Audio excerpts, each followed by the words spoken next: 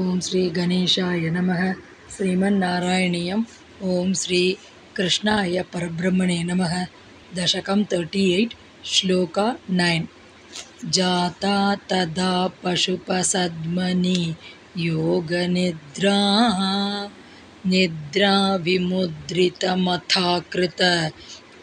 पौरलोकं त्वत्प्रेरणात् किमिव चित्रमचेतनैः यत् द्वारैः स्वयं व्यघटी सङ्घटितैः सुगाढम्। Word by word meaning. Atha tada, thereafter. Tvat preranat, at thy prompting. Pashupasadmani, in the house of the cowherd Nanda. Jata, born. Yoga Nidra, Yoga Maya. Pauralokam, all the inhabitants. Nidravi Mudritam Akrita, caused to fall into deep slumber. Iha Kim Chitram, what is there to wonder at here?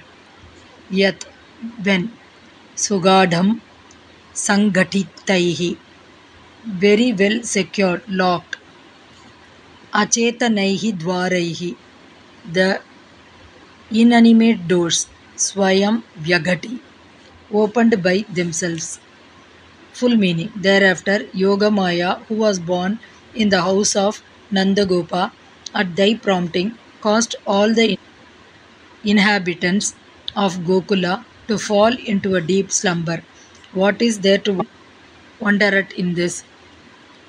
When even the inanimate doors, which were securely locked, opened by themselves. Note: Maya makes impossible things happen.